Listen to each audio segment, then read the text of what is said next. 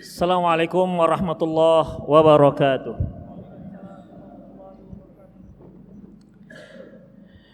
Innal hamdalillah nahmaduhu wa nasta'inuhu wa nastaghfiruh wa na'udzu billahi min shururi anfusina wa sayyiati a'malina. May yahdihillah fahuwal muhtad wa may yudlil falan tajida lahu waliyyan mursyida. Asyhadu an la ilaha illallah wahdahu la syarika lah wa asyhadu anna Muhammadan abduhu wa rasuluhu alladzi la nabiyya ba'dah. Wa qala Allah subhanahu wa ta'ala, ya ayyuhalladzina amanu taqullaha haqqa tuqatih wa la tamutunna illa wa antum muslimun. Ya ayyuhalladzina amanu taqullaha wa qulu qawlan sadida yuslih lakum a'malakum wa yaghfir lakum dhunubakum wa may yuti'illaha wa rasulahu faqad faza fawzan 'azima.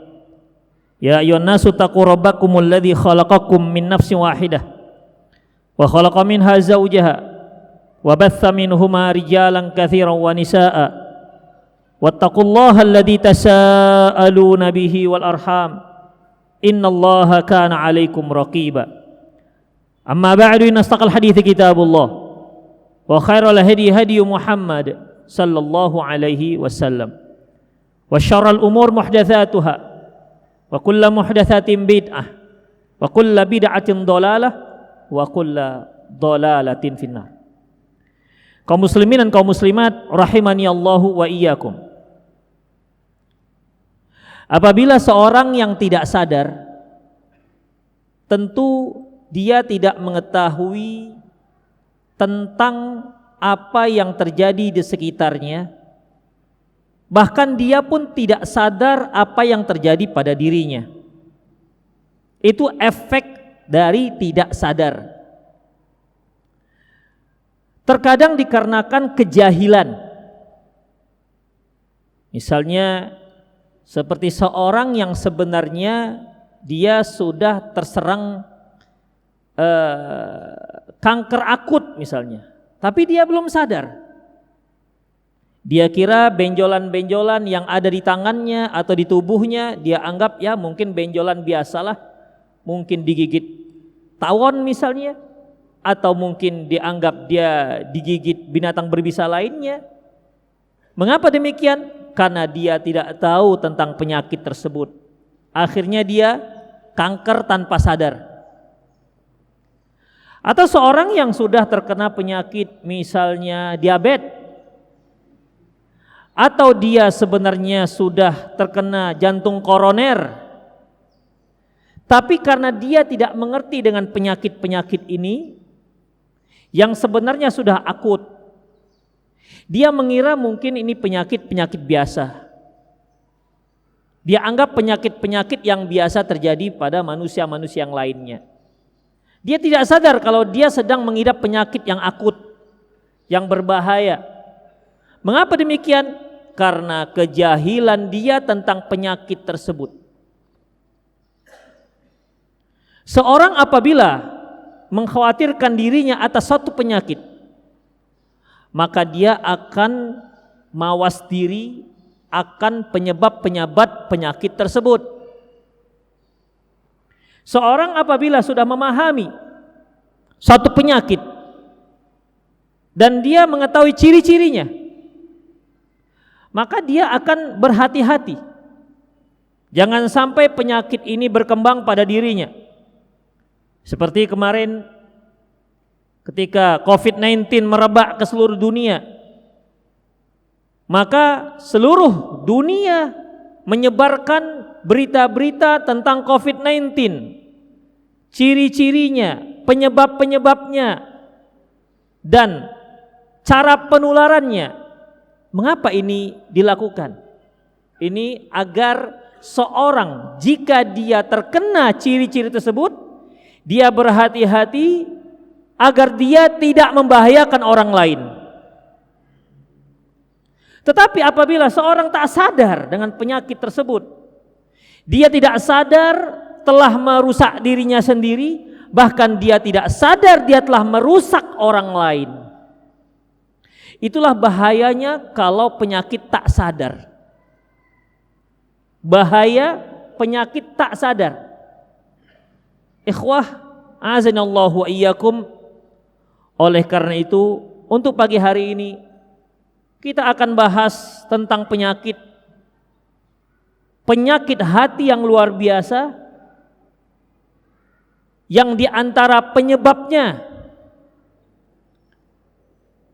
satu makhluk Allah Subhanahu wa ta'ala yang Allah ciptakan, bahkan Allah kategorikan dia malaikat. Gara-gara penyakit akut ini, entah dia sadar atau tidak sadar, akhirnya dia kekal dalam neraka. Kalau kita lihat ikhwah, seorang yang sudah sadar, tentu dia akan berhati-hati. Tapi makhluk yang satu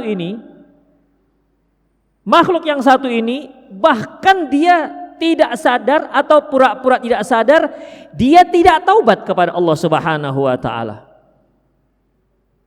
Bahkan dia melakukan manuver-manuver sebagai tindak kedengkiannya kepada makhluk yang lain. Allah Subhanahu wa ta'ala telah mengingatkan dia langsung dengan penyakit ini, tapi bukannya taubat, tapi dia minta permintaan yang lain untuk melampiaskan kedengkiannya kepada makhluk yang lain. Manusia ketika dia tahu dia sedang terkena penyakit ini, dia akan mohon ampun kepada Allah Subhanahu wa ta'ala. Ma'asyiral muslimin rahimanallahu wa iyyakum. Saya kira antum tahu siapa makhluk itu.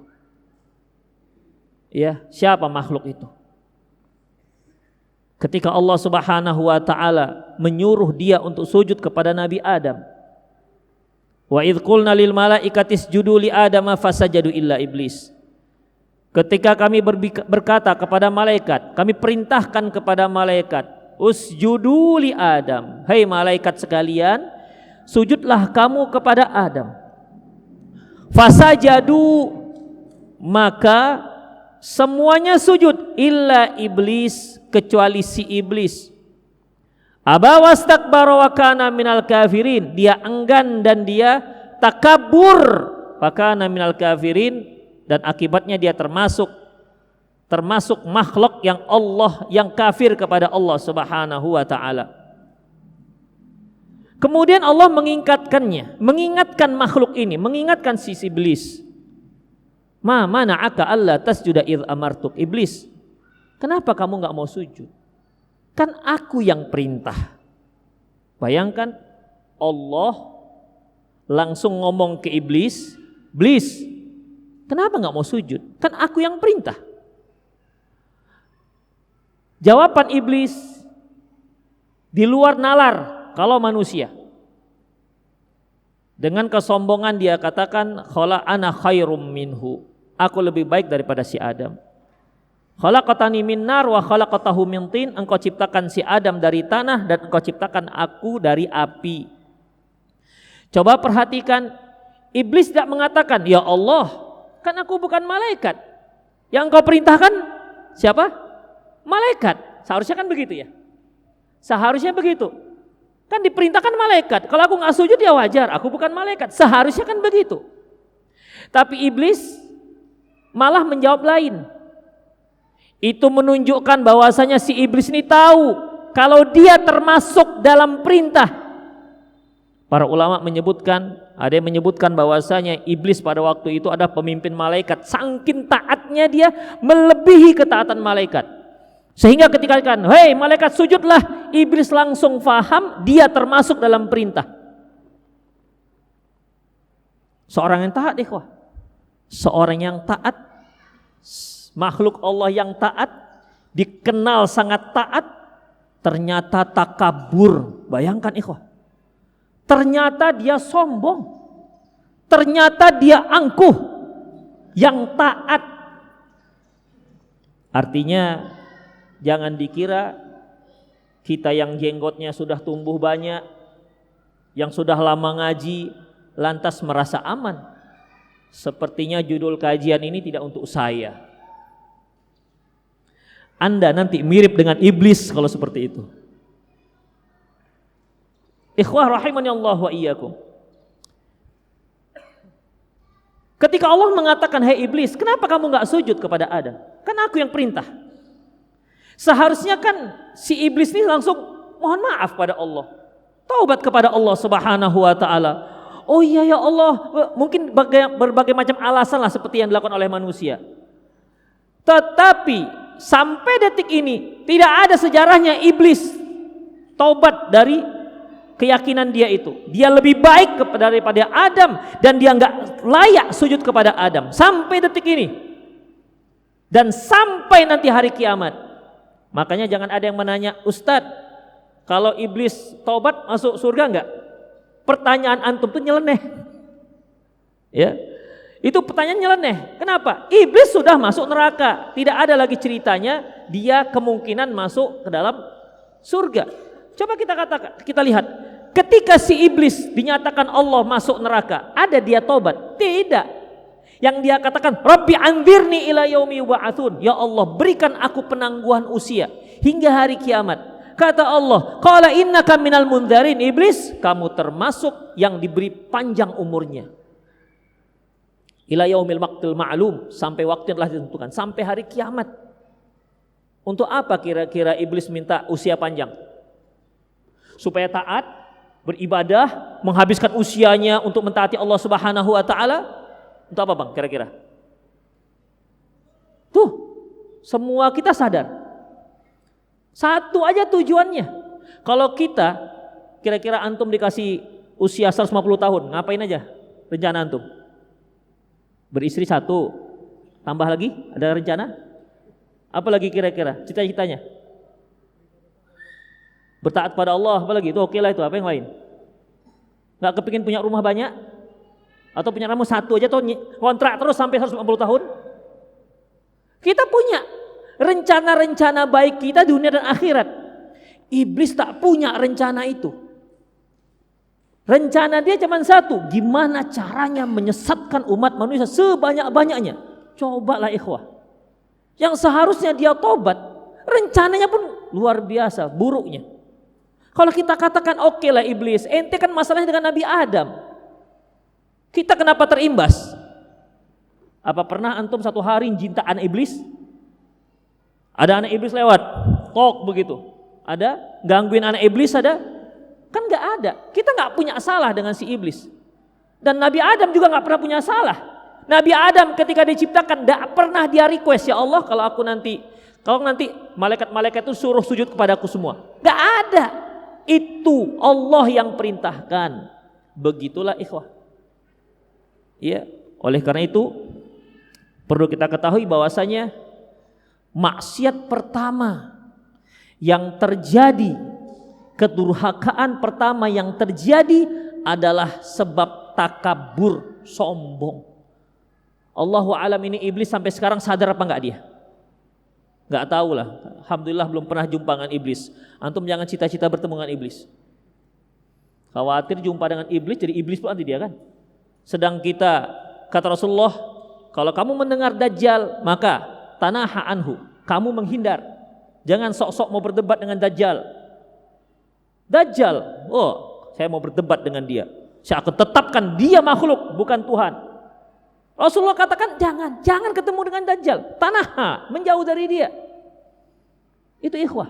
Karena apa? Tidak ada makhluk yang bertemu dengan Dajjal kecuali langsung dia beriman dengan Dajjal. Kecuali orang-orang yang dikecualikan oleh Allah Subhanahu wa taala, yang dilindungi oleh Allah Subhanahu wa taala. Seperti seorang pemuda yang dibelah oleh Dajjal, itu Allah lindungi. Demikian. Kemudian, gimana kalau sudah kadung ketemu? Ya, gimana kalau sudah kadung ketemu? Rasulullah sallallahu alaihi wasallam menyebutkan beberapa cara untuk menyelamatkan diri dari fitnah Dajjal. Bayangkan ikhwah, Rasulullah mengajarkan kita doa, Allahumma inni a'udzubika min adzabi jahannam wa min adzabil qabri wa min fitnatil mahya wal mamati wa min fitnatil masihid dajjal, dan dari fitnah Dajjal. Padahal kita belum ketemu dengan Dajjal, tapi berlindung kepada Allah sejak sekarang. Kira-kira kita bertemu nggak dengan Dajjal nanti ini? Kita yang sekarang hidup bertemu dengan Dajjal.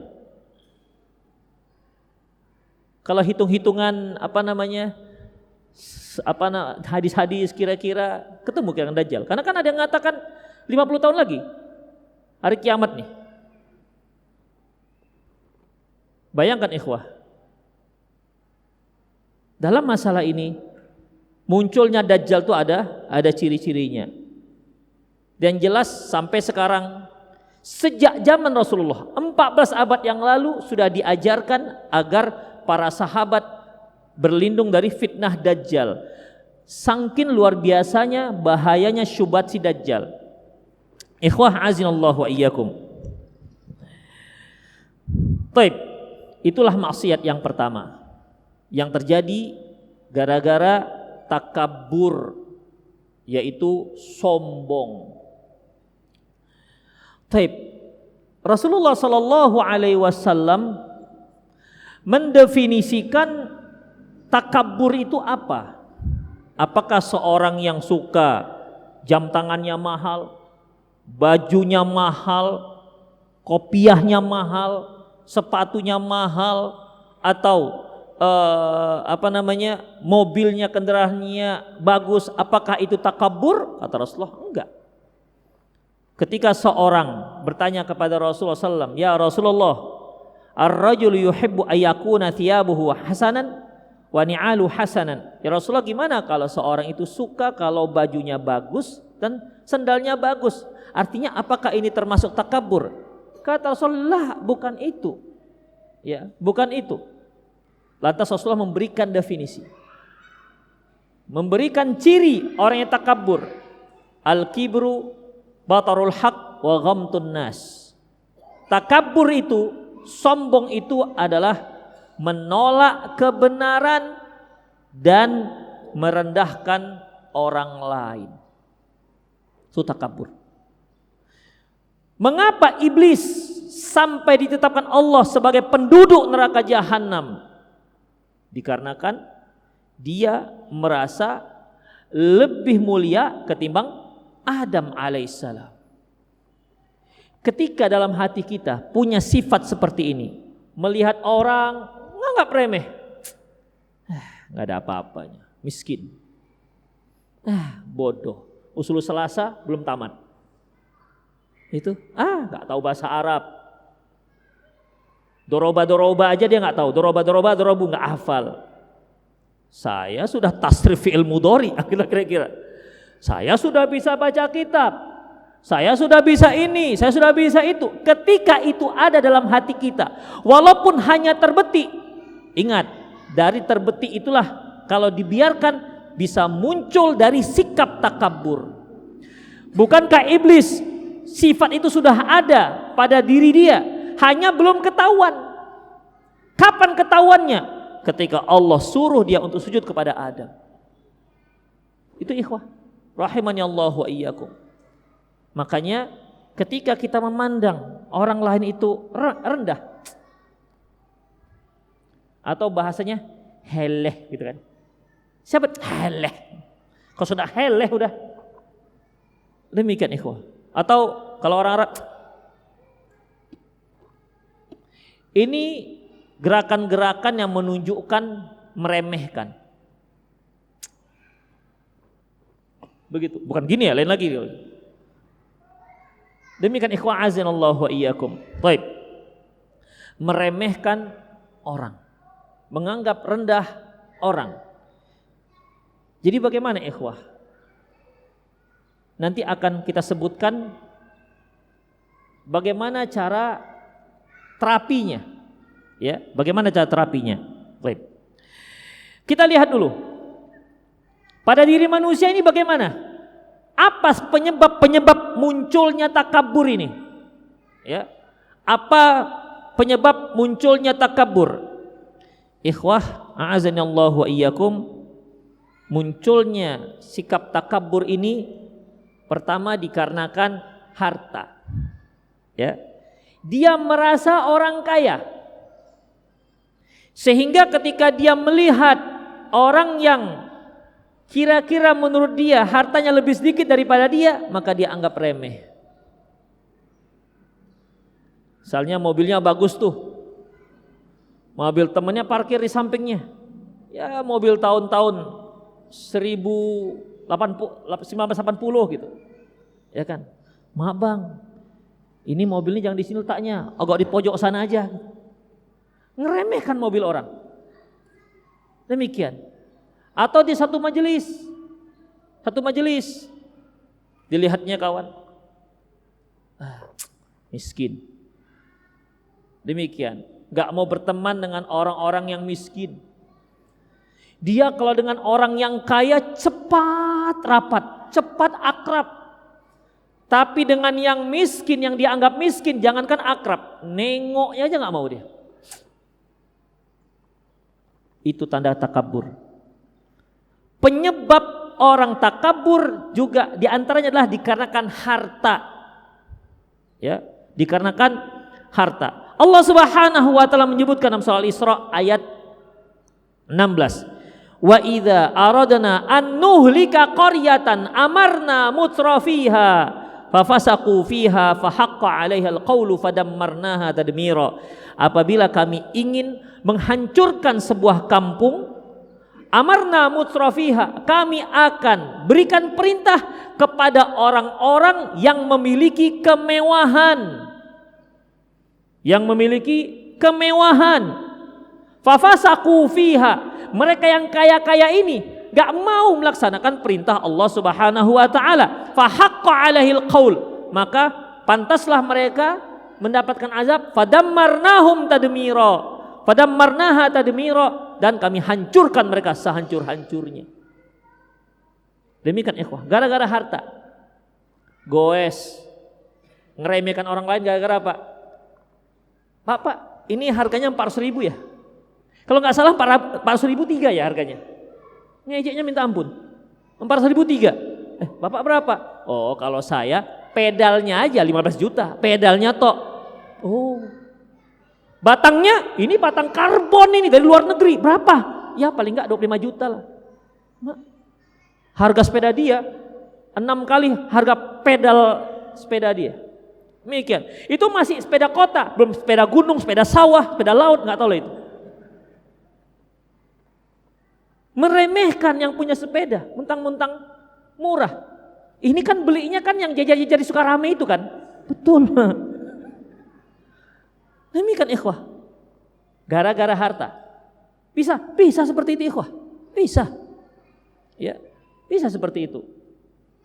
Dia punya modal. Lebih parah lagi ikhwah, sudah miskin sombong, itu lebih parah lagi. Gak punya modal dia untuk sombong sebenarnya, tapi sombong. Demikian ikhwah. Ya. Saking parahnya saya sampai sekarang gak ketemu contohnya apa. Karena Rasulullah katakan salasun la yukallimuhumullahu yaumal qiyamati wa la yuzakkihim lahum adzabun alim. Ada tiga orang yang tidak akan diajak bicara oleh Allah, yang tidak akan disucikan oleh Allah, dan tidak akan diperhatikan oleh Allah. Untuk dia disediakan azab yang pedih. Pertama, yaitu syekhuz zani, orang tua masih doyan zina. Ikhwah, orang tua itu kan gak punya kekuatan lagi. Seleranya juga selera ya tuwek. Ini sudah tuwek, udah bungkuk-bungkuk, tapi kok masih doyan zina. Tetap nafsunya luar biasa walaupun sudah besar pasak dari tiang. Jadi gimana? Kayak doping, pakai makan apa, pokoknya dia nggak bisa. Nafsunya kuat, tapi manuknya udah lembek. Akhirnya minum obat ini, obat itu, dipaksa di jantungnya. Makanya ada yang mati di hotel kan gitu kan. Demikian, dia tua. Seharusnya kan orang tua ini ngapain? Mikirkan sebentar lagi dia akan meninggal, sudah dekat liang kubur, perjalanannya hanya cukuplah rumah dan masjid saja. Ini masih nengokin cewek, ya Allah. Makanya anak muda yang berzina dibandingkan orang tua yang berzina, jauh lebih besar dosa orang tua yang berzina. Apa modal Anda sudah tua masih berzina? Tua-tua keladi, semakin tua semakin gatal. Demikian, apa yang gatal? Allahu alam. Dan itu ada. Makanya azabnya lebih besar, dosanya lebih besar. Yang kedua, yaitu a'ilun mustakbir, orang miskin yang sombong. Orang kaya sombong masih mendingan, dia punya modal.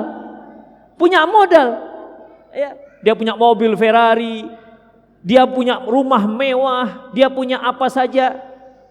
Dia punya modal untuk sombong. Miskin sombong gimana? Apa modal dia untuk sombong? Demikian ikhwah. Ya, maka tadi saya katakan saking parahnya nih orang, saya nggak tahu apa contohnya. Atau antum kasih tahu saya apa contoh miskin sombong? Dia miskin ngeremehkan orang kaya. Gimana tuh ya? Miskin tapi ngeremehkan orang kaya. Bapak itu nggak ada apa-apanya, kaya aja yang ada. Awak mendingan miskin, walaupun awak melarat ini, tapi ya alhamdulillah lah, awak melarat gitu. Gimana caranya? Gimana kira-kira caranya? Demikian ikhwah, azinallahu wa iyyakum. Itu yang pertama, digara-gara harta. Yang kedua, al-ilm. Sombong gara-gara ilmu. Merasa diri sudah punya banyak ilmu.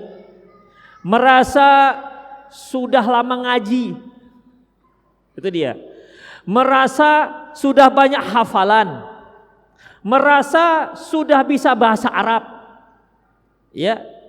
Ikhwah, ketika dia sudah merasa punya ilmu, lantas membuat dia menjadi sombong, meremehkan orang lain, ya. Ini salah satu malapetaka. Misalnya,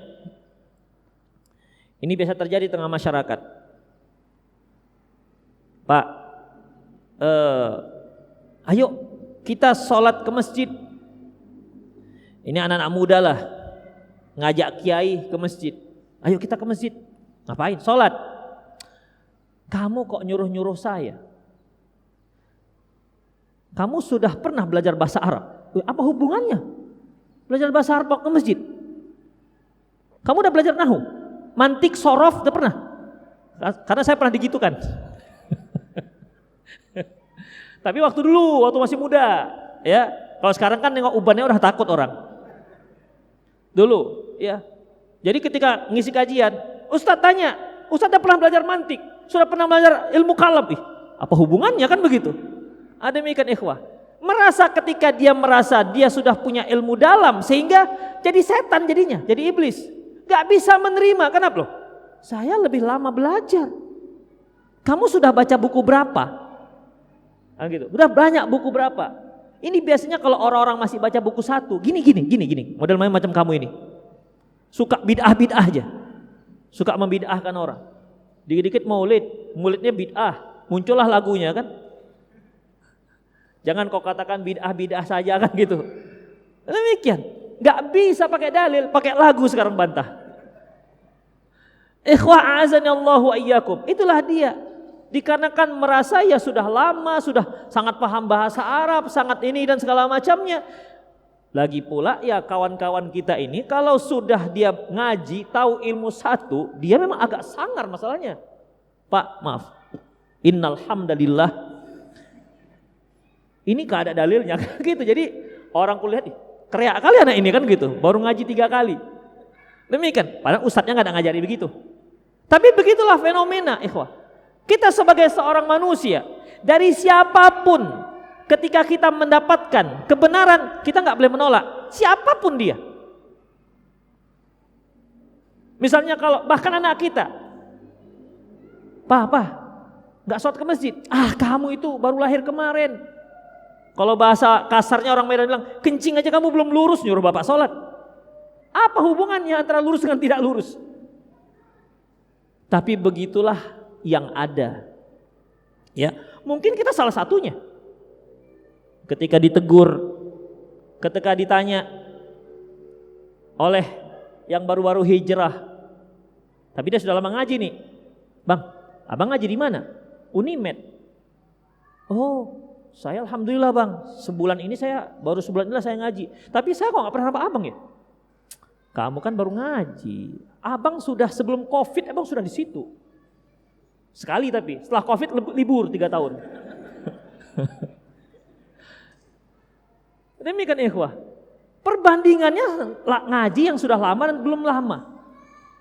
Yang masuk surga itu bukan lama, sudah lama. Kalau sahabat iya betul. Allah Subhanahu wa taala mengatakan was-sabiqunal awwaluna minal muhajirin wal ansar walladzina tabauhum bi ihsan, dan orang-orang yang terdahulu masuk Islam dari kalangan muhajirin ansar walladzina tabauhum bi ihsan, dan orang-orang yang mengikuti mereka dengan kebaikan, radhiyallahu anhum wa radu'an. Allah ridho kepada mereka dan mereka ridho kepada Allah Subhanahu wa taala. Itu sudah dapat rekomendasi, ya. Kita belum tentu. Berapa banyak orang yang sudah ngaji lama, ngajinya sudah belasan tahun, baling, tiba-tiba nggak muncul, tiba-tiba jenggot yang tadi panjang masuk lagi ke dalam, nggak ada lagi tumbuh, mungkin gugur gitu. Kalau kita berbaik sangka, mungkin gugur, nggak tumbuh lagi. Demikian, ya. Tengok celananya sudah isbal. Oh mungkin melorot dia karena dia semakin langsing. Gitu aja lah paling kita buat. Demikian. Makanya Rasulullah katakan al-amalu bi khawatim. Amalan itu dinilai di akhir, bukan di awal. Man 'asha 'ala syai' mata 'ala syai'. Barang siapa yang terbiasa ketika dia hidup atas melakukan sesuatu, maka dia mati di atas sesuatu itu. Makanya hati-hati ikhwah. Antum yang hari-hari asik main futsal aja. Setiap sudah capek kerja dari jam 8 sampai jam 5, maghrib harus futsal. Demikian. Akhirnya istrinya yang nelpon, Ustadz tolonglah Ustadz, awak juga jadi rujukan. Gara-gara tingkah para suami ini, asik futsal aja. Kenapa suamimu? Iya, asik futsal aja. Demikian. Akhirnya kan habis tenaga di futsal, terlantar istrinya. Demikian ikhwah azinallahu wa iyyakum. Jadi dalam masalah ini ikhwah, ya, dalam masalah ini hendaklah kita perbaiki bahwasanya ilmu bisa membuat seorang itu menjadi takabur. Itu dikarenakan apa ikhwah? Niat di awal tidak ikhlas. Karena sesungguhnya fa inna man talabal ilmi lil akhiri kassarahu ilmuhu wa khasha'a qalbuhu wastakanat nafsuh. Apabila seorang talabul ilmi dari awal memang tujuannya ikhlas karena Allah, maka ilmunya itu akan membuat dia menjadi seorang yang rendah hati, membuat hatinya menjadi khusyuk, dan membuat dia menjadi tenang. Itulah ilmunya. Makanya orang kalau sudah lama ngaji, nggak ada lagi dia manggil kawannya, woi, nggak ada lagi begitu. Nggak ada lagi begitu.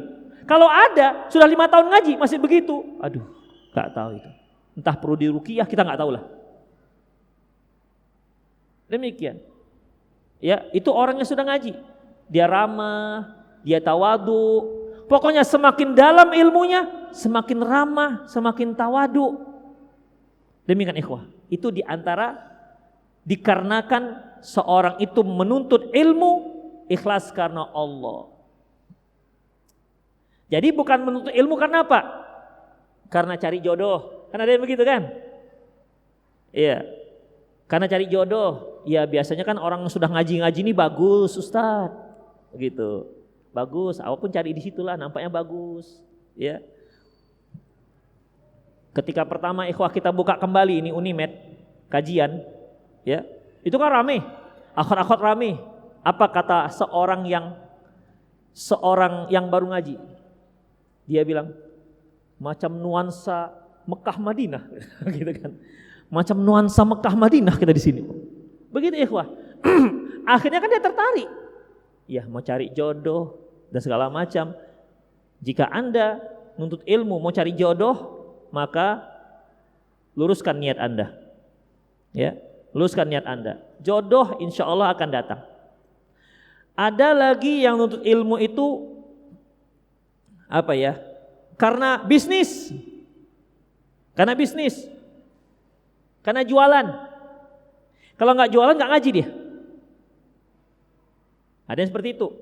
Dan belum tentu tidak semua orang yang jualan berarti salah niatnya. Antum jangan nuduh gitu ya. Tidak semua orang jualan itu pasti niat ngajinya karena jualan, belum tentu. tapi ada. Yang mana itu Ustaz? Ya, masa antum saya tanya saya? Introspeksi diri sendiri. Ada lagi niat ngaji, kenapa? Karena banyak orang jualan. Kalau tadi kan karena jualan. Kalau ini karena banyak orang jualan. Ngapain? Banyak jajanan. Jajanan Islami. Ada lagi jajanan salapi. Jadi burger salapi, kebab salapi, salapi semua. Demikian ikhwah. Dan lain-lain lah. Ya. Makanya ikhwah azinallahu wa iyyakum, apabila niat kita salah di awal dalam bentuk ilmu, maka perbaiki. Agar ilmu yang kita dapati itu membuat kita semakin tawaduk karena Allah Subhanahu wa taala. Yang ketiga, dikatakan nasab. Ada orang merasa hebat gara-gara nasabnya. Di antaranya dikarenakan suku. Iya, karena suku. Dia menganggap suku dia yang terbaik. Suku orang lain enggak baik. Demikian ikhwah. Ini juga membuat orang takabur. Dia hanya bisa menghargai yang satu suku. Kalau sudah dia dengan sama-sama marga, semarga dia, wah masya Allah pelayan luar biasa. Seolah-olah memang keluarga dekat sekali. Padahal ketemunya baru itu. Ya, saya berikan contoh. Tapi kebetulan waktu itu memang penumpangnya orang-orang kita Batak. Ketika saya dari Siantar mana ya? Iya dari Siantar ke Medan, dari Kisaran ke Medan. Ikut travel. Satu mobil itu semua kalau nggak salah marganya marga Sinaga. Semua yang Sinaga itu diantarkan. Selesai. Saya, Pak, kita nggak ada jalur ke sana, Pak. Bapak turun di sini aja ya. Saya sendiri orang Padang. Begitu ikhwah, ya. Oleh karena itu, ini bukan kita bicara bahwa suku Batak, enggak. Ada sifat seperti itu. Mungkin orang Padang juga ada seperti itu. Ketika dia bertemu sama-sama suku, di Kampuang dalam, boy onde mande, masya Allah, akrabnya minta ampun. Ditraktir, kenapa? Gara-gara onde mande itu tadi. Bisa seperti itu ikhwah. Ya. Jadi dalam masalah ini ikhwah azallahu iyyakum, Allah Subhanahu wa taala terangkan, inna akramakum indallahi atqakum. Yang paling mulia di antara kalian bukan suku, bukan nasab, bukan apapun, bukan bangsa, tapi yang paling takwa di antara kalian. Nasab bisa membuat orang menjadi takabur. Ya. Terkadang dikarenakan apa? Saya keturunan Rasulullah sallallahu alaihi wasallam. Sehingga dia berharap semua orang menghormati dia. Ada lagi orang-orang yang hulu, kalau si keturunan Rasulullah ini minum bersisa airnya diperebutkan. Begitu ikhwah, sisa makanannya diperebutkan. Padahal Rasulullah SAW diperlakukan seperti itu dan hanya beliau. Abu Bakar tidak pernah diperlakukan seperti itu. Umar tidak pernah dilakukan seperti itu. Ali tidak pernah dilakukan seperti itu. Hasan, Husain tidak pernah diperlakukan seperti itu. Tapi orang-orang belakangan diperlakukan seperti itu, dianggap punya karomah. Ya. Ikhwa azanallahu wa iyyakum, nasab bisa membuat orang menjadi sombong. Kemudian apalagi jabatan. Ya. Jabatan bisa membuat orang sombong. Ketika kita punya jabatan, apakah kita punya jabatan di Pemkot, apakah kita punya dalam instansi, ketika kita marah dengan seseorang dan kita lihat dia orang biasa-biasa, sementara kita pejabat, itu bisa keluar bahasa, kugilas kau nanti di sini ya. Bisa ikhwah. Gak jualan lagi kau besok di sini. Kenapa? Dia merasa punya kuasa. Demikian. Kau nggak tahu siapa aku. Nggak tahu bang. Inilah masalahnya kau. Dikarenakan apa? Dia merasa bagus. Demikian ikhwah. Dia merasa punya jabatan. Dia merasa punya wewenang yang kuat. Hingga dia bisa bersikap sombong pada yang lain. Demikian ikhwah azinallahu wa iyyakum. Baik. Selanjutnya, kesombongan ini ikhwah sebagai prakteknya muncul dari beberapa sikap. Yang pertama yaitu merasa lebih hebat dibandingkan yang lain sehingga menghinakan orang yang dia anggap lebih rendah. Inilah sifat iblis itu. Ya. Ini perwujudan dalam pergaulan, perwujudan dalam sosialisasi kemasyarakatan. Al-u'ul al-haq wazdira'u min manhum adna minhu, yaitu mereka sulit menerima kebenaran dan menganggap remeh orang yang berada di bawahnya. Ikhwah a'azanallahu wa iyyakum. Rasulullah sallallahu alaihi wasallam bersabda, al-izzu izaruhu wal kibriya'u rida'uhu faman yunazi'ani adzabtuhu.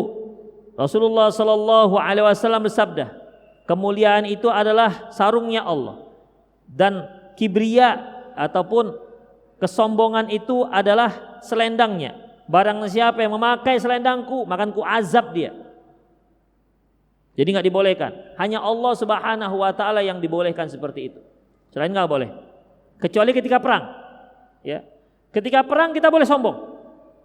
Ya, jalan boleh sombong-sombongkan. Kenapa? Supaya dia takut. Supaya musuh takut. Boleh sombong-sombongkan. Ya. Enggak ada apa-apanya kalian ini. Berapa? 100. Silahkan maju 200, aku sendiri yang menghadapi. Itu boleh. Tapi pas perang ya, pas perang. Tapi kalau dia di Sukarame, jangan, benyok nanti. Ya, jangan. Itu ketika perang aja. Selain itu nggak boleh. Ketika bertengkar, jangan pakai ini. Ya, Rasulullah tidak suruh seperti ini, kecuali dalam peperangan. Karena al-harbul khida, peperangan itu khida, penipuan. Jadi belagak-lagak begitu kan, boleh. Hanya dalam peperangan. Kemudian ikhwah rahimanallahu wa iyyakum. Yang kedua, bentuk hasad, al-hasad al-aqran, yaitu munculnya kedengkian di antara sesama. Ya. Munculnya kedengkian di antara sesama, teman-teman.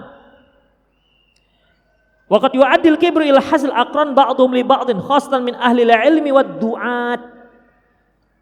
Terkadang kesombongan ini bisa menjerumuskan seorang hasad kepada teman-temannya. Bisa juga antar sesama penuntut ilmu, antar sesama ustadz, antar sesama para ulama. Bisa seperti itu, ikhwah. Akhirnya menjatuhkan yang satu dengan yang lain. Ya. Menjatuhkan yang satu dengan yang lain. Antar sesama duat saja itu nggak dibolehkan. Kalau ada perbedaan pendapat, itu satu hal yang biasa. Ya. Perbedaan pendapat tidak membuat kita harus saling membenci. Bahkan perbedaan pendapatan juga nggak boleh membuat kita saling membenci. Ya. Ustadz itu asik diundang-undang aja. Awak nggak pernah, seminggu cuma 3 kali. Ini jangan-jangan ada masalah ini Ustadz ini. Jangan-jangan dia jelek-jelekkan saya. Begitu. Kalah saing di tengah-tengah medan dakwah. Ustadz itu kalau ngaji banyak yang hadir. Awak kok cuma 13 ya? Paling 16 lah paling banyak. Demikian. Muncul hasad. Muncul hasad. Ikhwah, itu bisa terjadi. Ya. Itu bisa terjadi. Demikian. Itulah dunia. Dulu saya tahun 2002 sampai 2005. Profesi saya sebagai styling jam. Styling jam itu servis jam di kaki 5 di Kampung Lalang. Ketika kita buka styling, ada orang datang dari sebelah. Dia menyeberang ke arah kita. Wah, ini pasien ini. Begitu sampai depan kita, dia nggak tempat kita, pergi ke sebelah. Sebelah, ya. Sekali nggak apa-apa. Alhamdulillah, bukan rezeki. Datang orang kedua, gitu juga. Sampai tengah hari, dia rame begitu. Taulah tukang jam kan? Begitu orang datang, dibukanya dulu. Apa namanya? Tutup bawahnya, buka dulu, gitu. Karena kalau nggak dibuka tutup bawahnya, nanti dia pindah ke tempat lain. Itu triknya supaya nggak kemana-mana. Dibuka dulu, tutup bawahnya. Nah ini, nunggu Pak ya, buka tutup bawahnya. Demikian. Akan muncul bisikan-bisikan ikhwah. Akan muncul bisikan-bisikan. Demikian. Setan itu akan membisik-bisik. Kita hidup di dunia, kita bukan malaikat. Makanya bisik-bisik itu jangan diperturutkan. Ya. Banyak-banyak istighfar. Kalau ada yang mengatakan Ustadz saya nggak ada, itu omong kosong. Antar pedagang, antar apapun dia, ketika dia merasa tersaingi akan ada bisik-bisiknya. Kalau sekedar bisik ikhwah tak masalah, karena setan memang membisik-bisikan yang buruk. Kalaupun setan membisik-bisikan yang baik, ketahuilah untuk membuka ratusan pintu keburukan. Makanya kita istighfar, kita hidup di dunia masalahnya. Ya, jangan diperturutkan bisik-bisik tersebut. Demikian ikhwah azinallahu wa iyyakum. Ya. Kemudian yang berikutnya, izdira sunnatan Nabi sallam bisa juga mengakibatkan menolak sunnah Nabi sallallahu alaihi wasallam. Gara-gara apa? Gara-gara takabur. Gara-gara merasa hebat, gara-gara merasa lebih dulu ngaji, gara-gara karena merasa lebih tua, gara-gara dikarenakan dia merasa lebih tinggi sekolahnya, gara-gara dikarenakan lebih banyak deretan titelnya. Haji, doktor, alinur, LC, MA, MCK, SPD, apalagi lah begitu. Banyak sederet. Sementara yang ngasih nasihat dia tamat pesantren baru kemarin. Jenggot pun belum tumbuh. Tengok Nak, panggilnya pun anak gitu biar agak ngeremehkan dikit. Nak, kau tahu siapa bapak? Enggak Pak. Inilah koma. Inilah salahnya kau itu. Makanya kau harus tahu bapak dulu. Sekarang kau di mana nak? Memanggil anak di situ bukan dikarenakan kasih sayang, tapi dikarenakan apa? Merendahkan. Bisa seperti itu ikhwah. Ya, karena merendahkan anak-anak. Mau ngasih tahu awak dah jenggot beruban setengah. Bisa menolak sunnah ikhwah. Ya. Dan dalam sebuah hadis dari Salamah bin Aqwa, anna abaw haddatsahu anna rajulan akala 'inda Nabi sallam faqala fa akala bisimali, bahwasanya ada seorang sedang makan di dekat Rasulullah, makannya pakai tangan kiri. Faqala, Rasulullah katakan kul biyaminik, kata Rasulullah makanlah kamu dengan tangan kananmu. Qala la astati, kata si laki-laki ini enggak sanggup ya Rasulullah, enggak sanggup saya makan pakai tangan kanan. Enggak sanggupnya itu bukan dikarenakan memang tangan kanannya luka atau tangan kanannya buntung, enggak. Memang karena takabur, enggak sanggup saya biasa pakai tangan kiri, gitulah kira-kira. Lastata'ta wa ma mana'ahu illal kibr. Kamu enggak sanggup? Dia tidak mau melakukan karena takabur, menolak apa yang dikatakan Rasulullah SAW. Maka fama rafa'aha ila fi, sejak saat itu lumpuh tangan kanannya. Tak mampu lagi dia angkat ke mulutnya. Lumpuh seperti orang stroke. Gak bergerak lagi. Gara-gara apa? Menolak sunnah Rasulullah sallallahu alaihi wasallam. Kemudian yang keempat, ittiba'ul hawa. Dikarenakan mengikuti hawa nafsu. Dikarenakan mengikuti hawa nafsu. Allah Subhanahu wa ta'ala firman dalam surah Luqman ayat 18, innallaha la yuhibbu kulla mukhtalin fakhur. Allah itu tidak mencintai, tidak menyukai orang-orang yang angkuh dan yang sombong. Ikhwah, a'azanallahu wa iyyakum. Ketika Fir'aun didatangi oleh Nabi Musa, ya. Ketika Fir'aun didatangi oleh Nabi Musa untuk didakwahi, karena Fir'aun mengatakan wa ana rabbukumul a'la, aku adalah Tuhanmu yang maha tinggi. Datang Nabi Musa, Fir'aun, ente nggak bisa jadi Tuhan. Ya. Fir'aun, Musa, kamu tidak bisa menjadi Tuhan. Ini peringatan Nabi Musa alaihissalam kepada Fir'aun. Kemudian untuk meyakinkan Fir'aun, apa saja yang diperlihatkan oleh Nabi Musa kepada Fir'aun? Apa saja? Tongkat jadi ular. Apa lagi? Muncul cahaya, ya. Apa lagi? Iya. Bahkan terjadi bencana dengan berbagai macam bencana. Nabi Musa berdoa langsung kabul. Bencana air jadi darah, bencana hama kumal, hama kutu, bencana apa lagi? Kata, ya, kata, bencana angin dan seterusnya. Nabi Musa yang menghentikan, ya. Tetapi ternyata itu tidak membuat si Fir'aun menjadi beriman kepada Nabi Musa. Dan Allah katakan wajahadu biha wastaiqanatha anfusuhum zulma wa uluwa. Wajahadu biha, dia mengingkari apa yang dikatakan Nabi Musa. Wajahadu biha wastaiqanatha, tapi dia yakin ini betul nih Musa ini. Karena dengan bukti-bukti. Apalagi setelah tukang-tukang sihir sendiri beriman kepada Nabi Musa. Tukang sihir kan tahu mana yang sihir, mana yang tidak. Sujud kepada Nabi Musa. Berarti apa yang dibuat Nabi Musa itu bukan sihir. Dan Fir'aun yakin itu. Tapi wastaqana anfusahum dzulman wa uluwa. Tapi dia ingkari, hatinya yakin tapi diingkarinya dikarenakan zulma wa uluwa, kezaliman, dan dikarenakan dia merasa lebih tinggi. Kenapa dia merasa lebih tinggi, ikhwah?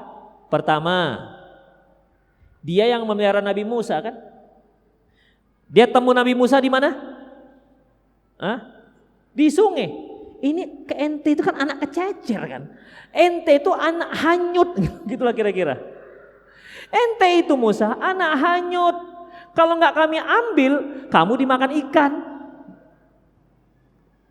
Kamu bersyukur pada kami. Demikian. Setelah diketahui ternyata dia juga dari Bani Israel. Ya, banyak hal-hal yang dijadikan Fir'aun, ya, banyak hal-hal yang dijadikan Fir'aun meremehkan Nabi Musa alaihissalam, ya, meremehkan Nabi Musa alaihissalam. Kemudian ikhwah azanallahu wa iyyakum, apalagi Nabi Musa itu orangnya celat. Kalau ngomong itu tidak fasih, tidak seperti Nabi Harun. Makanya Nabi Musa alaihissalam mohon kepada Allah, fa'arsil ma'iyya Harun. Ya Allah, angkat juga Harun menjadi seorang rasul. Kemudian Nabi Musa mengatakan juga, huwa afsahu minni lisanan. Harun itu lebih fasih ngomongnya, lebih bagus cara ngomongnya dibandingkan aku. Apa kata Fir'aun? Dia panggil, wanada ya qaumi. Fir'aun mengatakan, ya kaum, wahai kaumku, am ana khairum min hadzal ladzi huwa mahinu wa la yakadu yubin. Hei kaumku, mana yang lebih baik, aku atau orang ini sudah hina, ngomong aja nggak jelas. Itu diantara alasan Fir'aun meremehkan Nabi Musa. Tapi karena syubhat-syubhat yang dilontarkan oleh Fir'aun, banyak pengikut-pengikut Fir'aun membenarkan apa perkataan Fir'aun. Apa kata Fir'aun? Ahdikum ya qaumi tabi'uni ahdikum sabilar rasyad. Wahai kaumku, ikutilah aku akan tunjukin kalian jalan yang lurus. Itu kata Fir'aun. Ya. Jadi ikhwah azinallahu wa iyyakum, yang namanya hawa nafsu, ya, yang namanya hawa nafsu bisa membuat seorang itu menjadi takabur.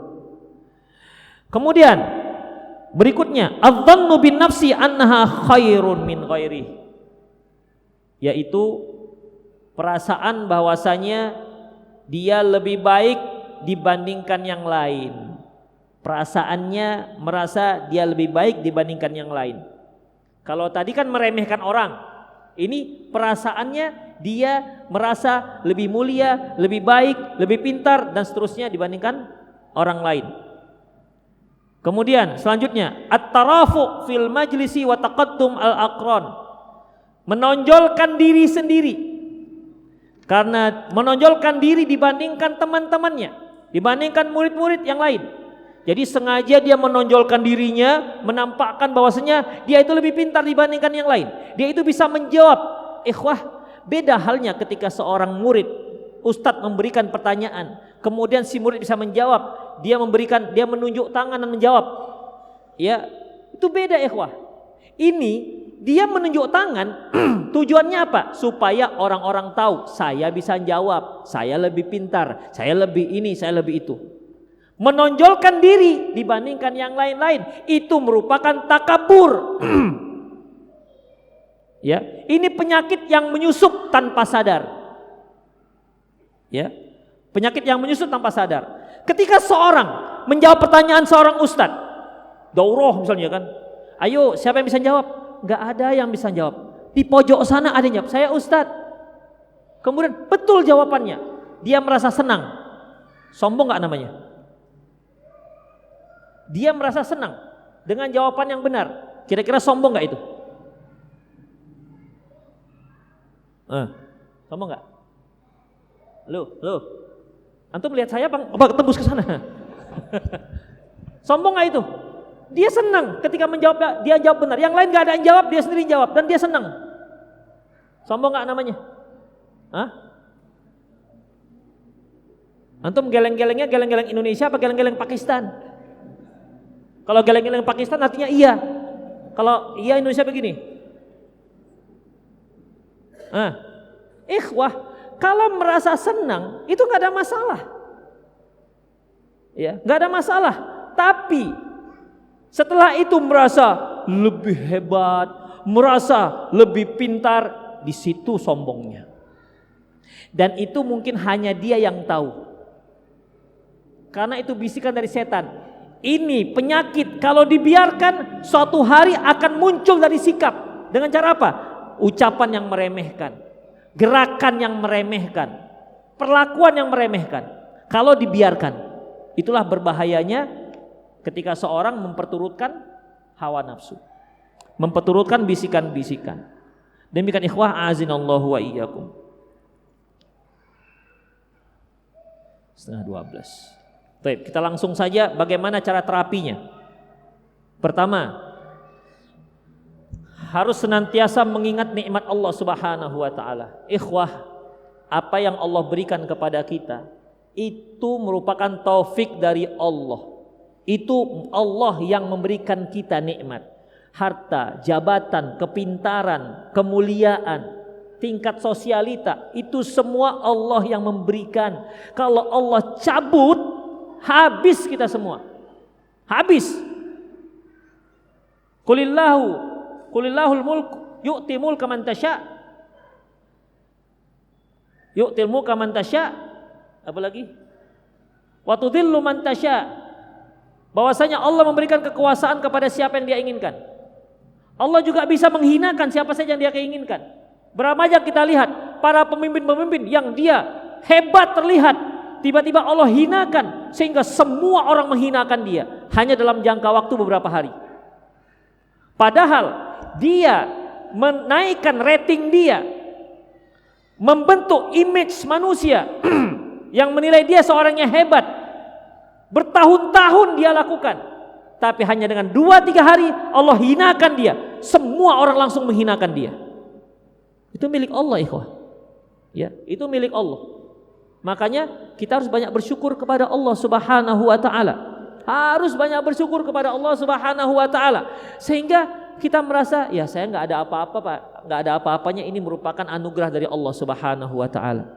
Kita kadang-kadang masih seperti sekali haji sudah rasanya udah soleh sekampung. Orang yang paling soleh sekampung. Namanya Wak Udin. Wak Udin, nggak mau lagi dipanggil Wak Udin, kan udah pulang haji. Jadi gimana? Panggillah Haji Udin.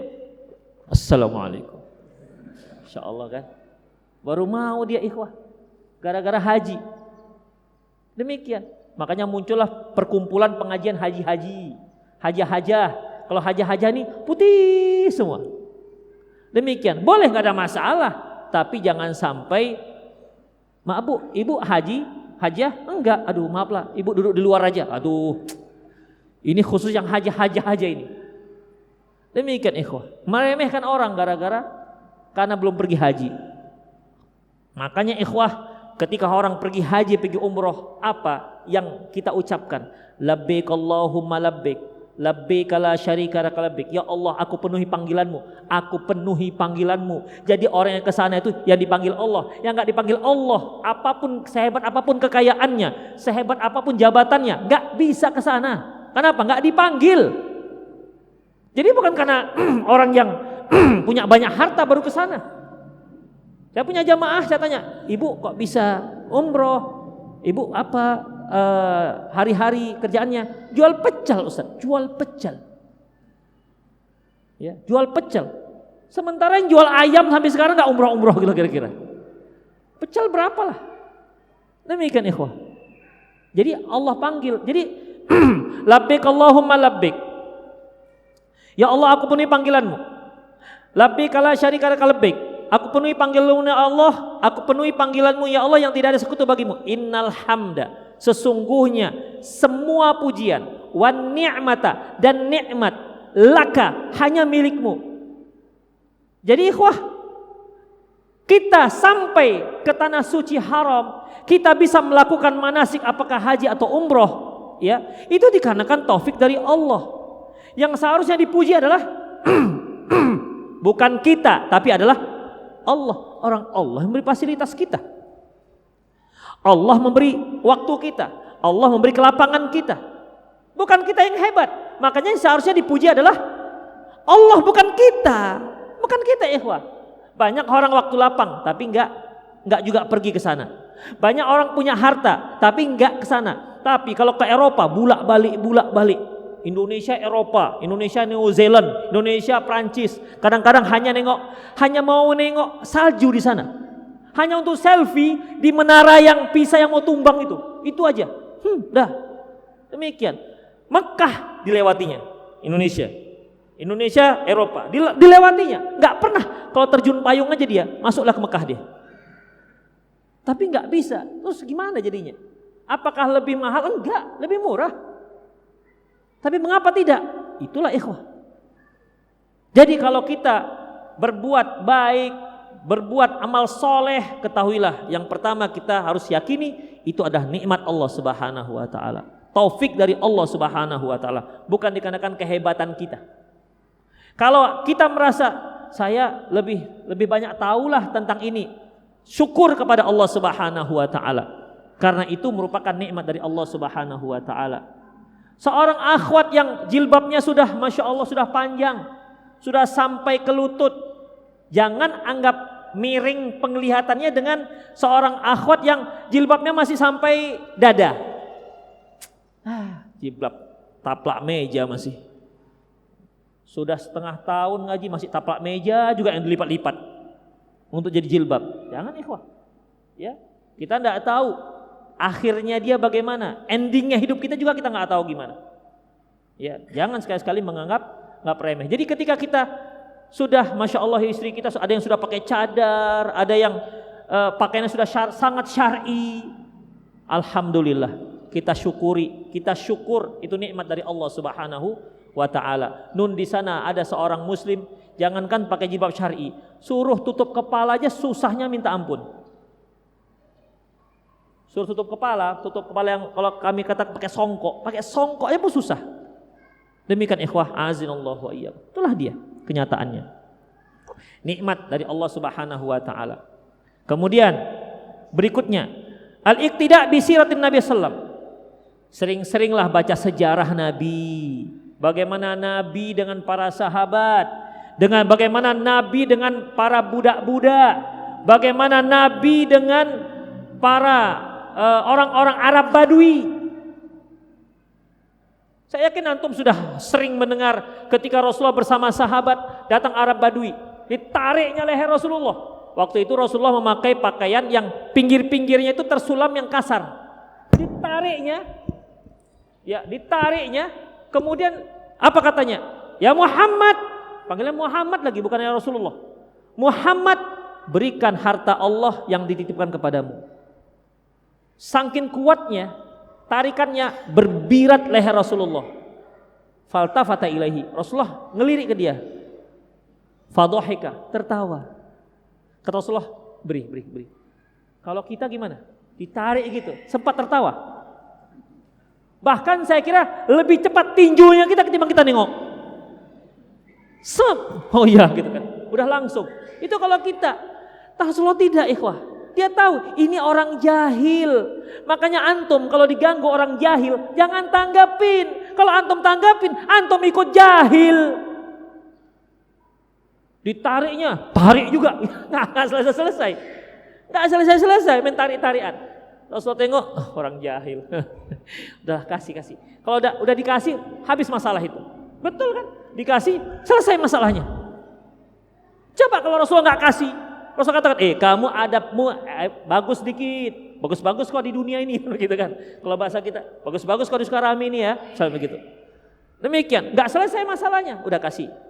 Ikhwah, yang lebih istimewa lagi, tersenyum, tertawa. Kita kalaupun terpaksa kali, nggak yakin saya bisa tertawa. Kalaupun kita paksa-paksakan senyum itu pasti kecut-kecut itu senyum. Gimana senyum kecut? Begitu. Dipaksakan senyum. Tertawanya Rasulullah menunjukkan keikhlasan beliau diperlakukan seperti itu. Ini orang jahil ini. Demikian ikhwan. Rasulullah pernah dipegang oleh seorang hamba sahaya tangannya. Seorang hamba sahaya perempuan lagi masih kecil.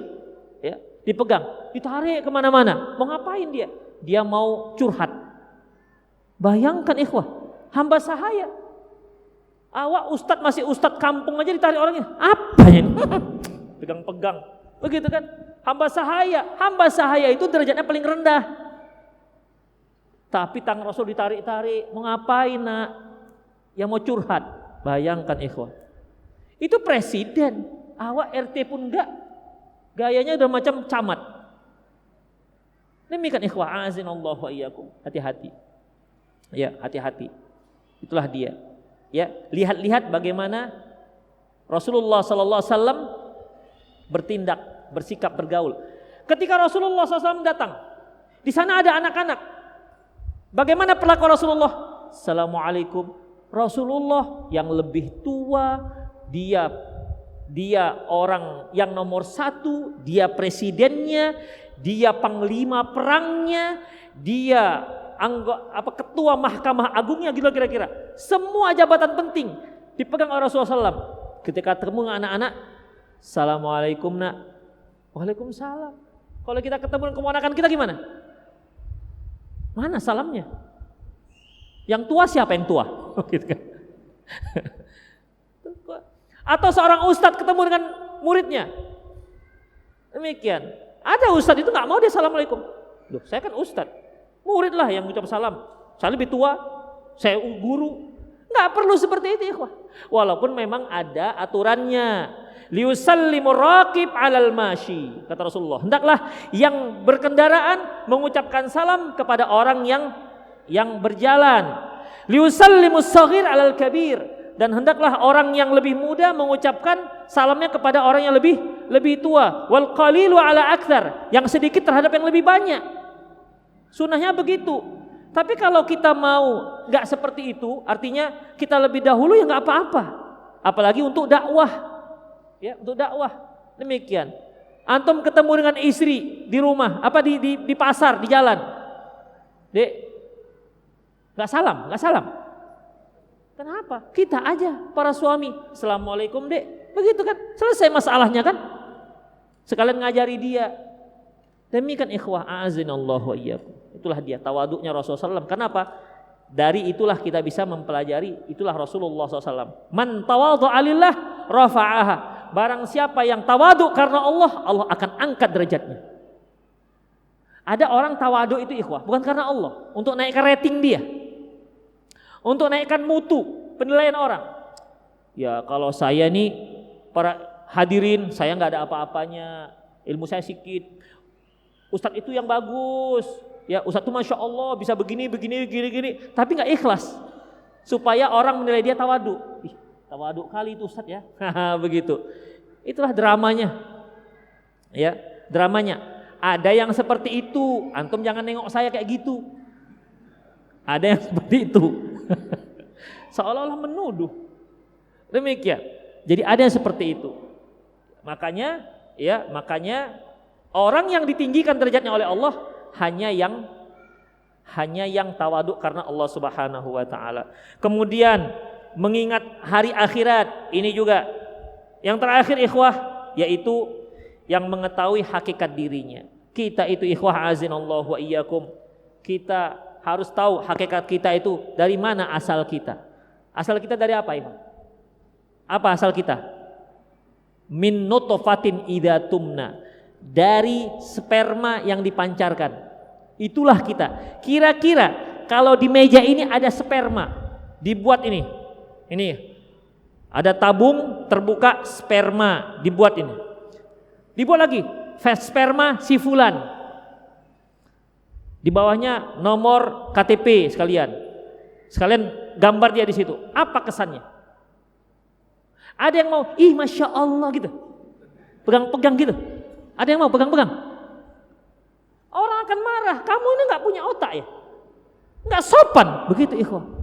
Padahal kita asalnya dari situ. Demikian. Antum yang ganteng-ganteng sedikit ini, enggak lah, banyak lah. Ya. Demikian. Asalnya semua dari situ.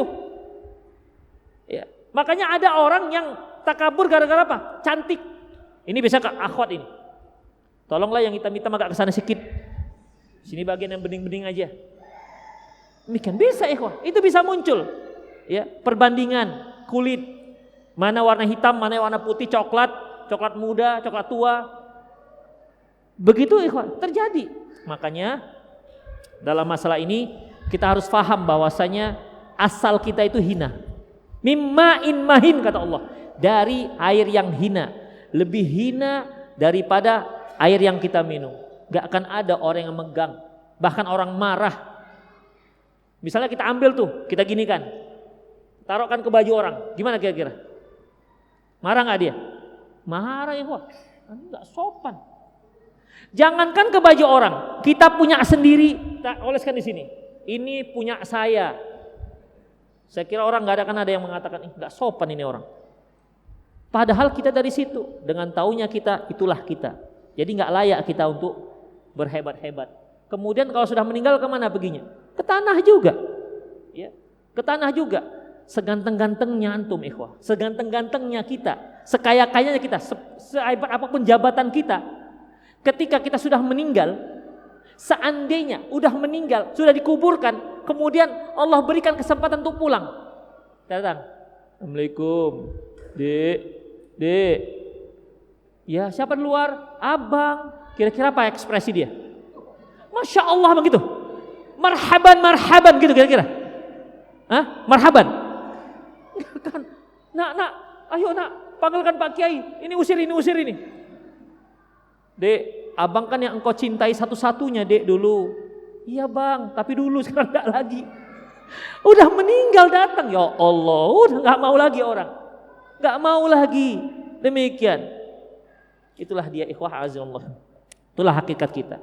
Jadi sebenarnya setanlah yang membuat kita itu menjadi orang sombong. Sadar atau tidak sadar. Demikian aku qouli hadza wa astaghfirullah li wa lakum wa lisal muslimin innahu wal ghafurur rahim. Mungkin ada ikhwah yang ingin bertanya. Waktu kita sampai jam 12 ya. Ya kan? Silakan ada yang bertanya. Atau boleh juga melalui via WhatsApp di 0813 600 661. 0813 600 661. Silakan yang mau bertanya melalui via WhatsApp. Saya aktifkan dulu. Ada yang mau tanya langsung silakan. Atau mau langsung pulang aja?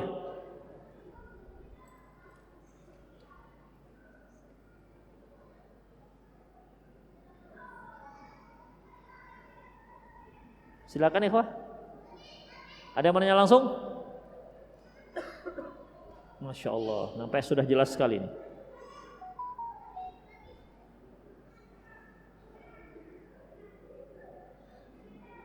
Bismillah, Ustadz, apakah adzan di telinga bayi baru lahir termasuk sunnah? Ikhwah, di sini ada khilafiyah di kalangan para ulama dikarenakan tentang khilafiyah dalam menilai hadis.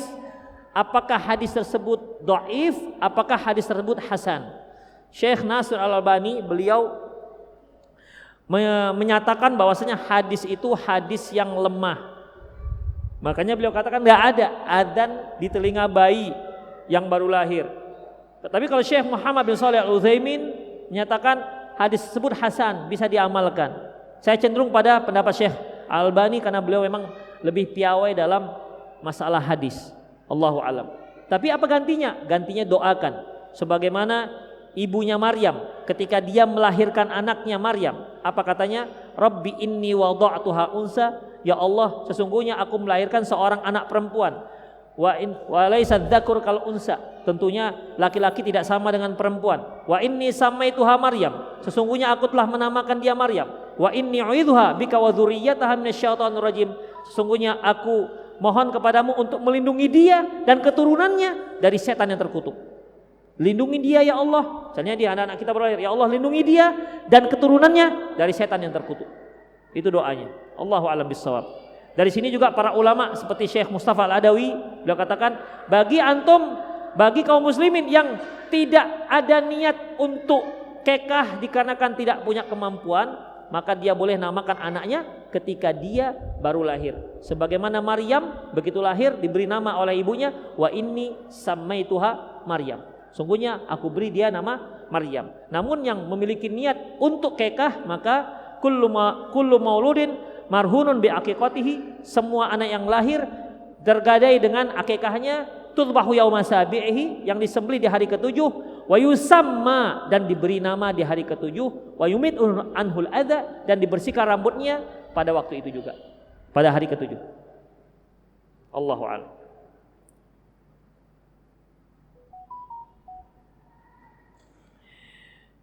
Ustadz, bagaimana hukumnya kereta yang dibeli tapi kereta hasil curian? Gak boleh, ikhwah. Namanya juga kereta curian. Dicuri, bang, ini kereta curian, abang mau beli, gitu kan? Kan gitu artinya. Ya gak boleh. Karena la tabi' ma laisa indak. Jangan kamu menjual yang kamu tidak miliki. Apakah kereta curian itu milik si pencuri sehingga dia boleh menjualnya? Enggak. Ya, jadi kita juga nggak boleh. Sudah jelas bukan punya dia, kita beli, kita juga nggak boleh.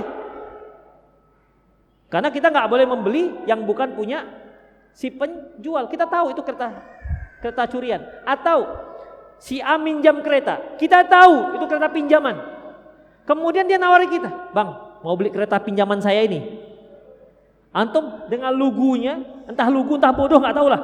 Oh iya berapa? Gitu. Mau? Nggak mau tentunya, ikhwah. Sama dengan itu. Ya nggak boleh.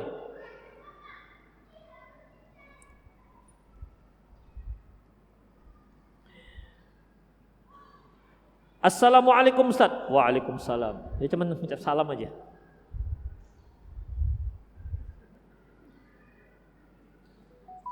Perang kepada ahli bid'ah dan orang yang berbuat syirik karena enggak. Boleh enggak Ustaz dengan dalam keadaan sombong? Ini perang-perang betulan, perang senjata.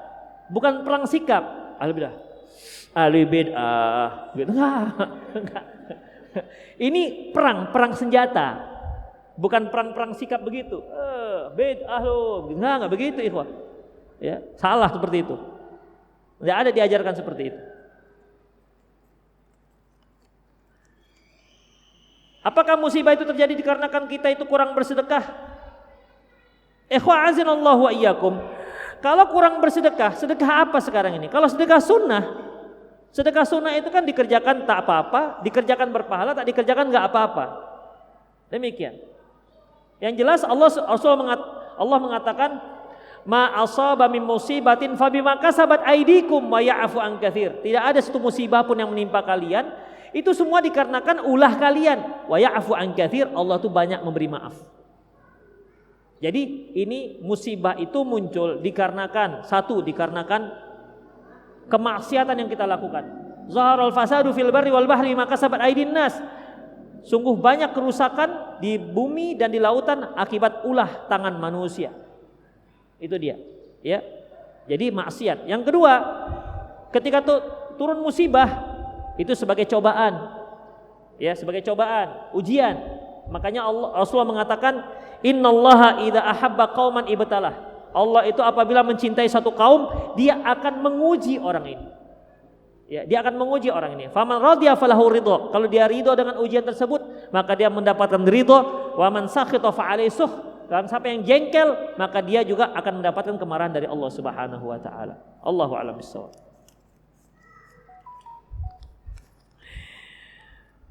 Jika ada seorang manusia di hadapan manusia lain, dia benar-benar baik karena sering ibadah, sedekah, ramah dan lain, sehingga banyak pujian-pujian diberikan kepadanya. Namun di belakang itu, semua dia sering ngerjakan maksiat, berusaha untuk bertobat, namun selalu kembali kepada dosa yang sama. Pertanyaannya, apakah sifat orang tersebut termasuk ciri-ciri orang yang munafik, dan apakah itu adalah tanda Allah telah berpaling darinya?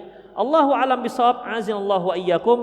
Kita sebagai manusia tidak ada satupun yang tidak bersalah. Semua kita bersalah. Kesalahan itu Rasulullah katakan bertaubat. Kullu bani Adam khata'un wa khairu khata'ina tawwabun. Semua yang anak Adam itu bersalah, dan sebaik-baik orang yang bersalah adalah yang bertaubat. Karena salah dikaitkan dengan taubat, berarti salah yang dimaksud adalah dosa. Artinya semua anak Adam itu berdosa. Sebaik-baik orang yang berdosa adalah yang bertaubat. Jadi ketika kita terperosok pada satu dosa dan kita sadar, maka kita harus berusaha bangkit dan meninggalkan dosa tersebut dan istighfar pada Allah Subhanahu wa taala. Jatuh lagi, tobat lagi. Begitu. Jangan dipikir bisikan setan. Karena setan itu membisikkan, cuma aja kau tobat, besok kau buat lagi, tobek-tobek sambal lado, ya kan? Tobat-tobat sambal lado, hari ini kepedasan, besok dimakan lagi. Akhirnya dengan bisikan seperti itu, dia nggak mau tobat. Itu setan nih kok. Ya, tobat kita tobat betul-betul lah. Ya Allah, maafkan saya ya Allah. Tapi kalau besok kepepet saya buat lagi. Nggak begitulah tentu tobat. Ya, betul-betul dia menyesal. Kemudian terjatuh lagi, tobat lagi. Memang begitu, gimana lagi? Itulah manusia. Ya, itulah manusia. Apa kata Rasulullah SAW? Laula tuznibun, seandainya kalian tak berdosa, Allah akan datangkan suatu kaum yang berdosa, lantas mereka bertobat. Itu. Jadi ikhwah, yang terpenting bagi kita segera taubat atas dosa yang kita lakukan. Demikian. Allahu a'lam bishawab. Gantian ya, ini banyak masuk. Izin bertanya Ustaz, ana ingin sekali bermanfaat bagi banyak orang dalam hal kebaikan, khususnya melalui sosmed Ustaz, seperti membagi faedah. Namun orang tua saya melarang saya untuk demikian Ustaz. Orang tua saya khawatir saya terjatuh pada sifat riya dan ujub. Orang tua menyuruh saya fokus untuk ilmu saja Ustaz, daripada saya share-share Ustaz. Ustaznya banyak kali. Share-share faedah Ustaz. Daripada saya share faedah di sosmed, mohon nasihatnya pencerahan Ustaz. Ikhwah azallahu wa iyyakum. Memang salah satu cara untuk supaya kita bisa lebih mudah ikhlas, kita beramal dengan amalan yang tidak diketahui oleh orang. Tapi ada amalan itu, mau nggak mau orang harus tahu. Jadi bagaimana? Ya kita harus berupaya untuk mengikhlaskan diri. Seperti sholat berjamaah. Gimana caranya supaya nggak tahu? Kita buat terowongan dari rumah kita sampai ke masjid gitu. Di sab juga tahu. Demikian. Ya seperti memberi nasihat kepada orang lain. Saya lihat ini orang ini ada ketergelinciran. Saya ingin menasihati dia, tapi dia nggak tahu. Gimana caranya? Saya ingin menasihati dia, tapi dia nggak tahu. Ada caranya? Susah juga ya Pak. Susah. Jadi kalau memang perlu kita menasihati dengan di sosial media, jadi bagaimana? Anda terus lakukan dan terus berupaya untuk tidak riya. Itu yang penting. Berupaya terus tapi berupaya untuk tidak riya. Jangan setiap dia men-share suatu nasihat yang ditengoknya adalah berapa nomor like-nya. Aduh, masih 5. Besok, wah 20, wah 100. Apalagi yang ini ikhwan misalnya kan, yang berkomentar akhwat, Susi namanya, barakallahu fik ikhwan, semakin berbunga-bunga dia. Itu hati-hati. Ya, karena banyak orang yang di sosial media yang diharapkan yang like itu, like. Ketika dia dapat begini, unlike. Waduh, ini siapa orang ini? Unlike pula dia buat. Gitu kira-kira. Ikhwah, hati-hati. Ya, jaga hati. Ustadz, selain istighfar dan berdoa kepada Allah agar kita tidak sombong dan jauhkan dari sifat ujub, apa yang harus kita lakukan? Mohon penjelasannya. Itu ajalah, nggak usah banyak-banyak lagi, ya. Nggak usah banyak. Itu aja udah oke tuh, masya Allah. Ya, seperti tadi kita katakan, kita harus tahu kan tadi apa saja yang supaya kita terjauh dari sifat sombong. Pertama apa tadi? Kita harus tahu bahwasanya itu nikmat Allah. Kebaikan yang kita lakukan itu nikmat Allah. Yang kedua, baca sirah Nabi, bagaimana Rasulullah terhadap yang lainnya. Apa lagi? Apa?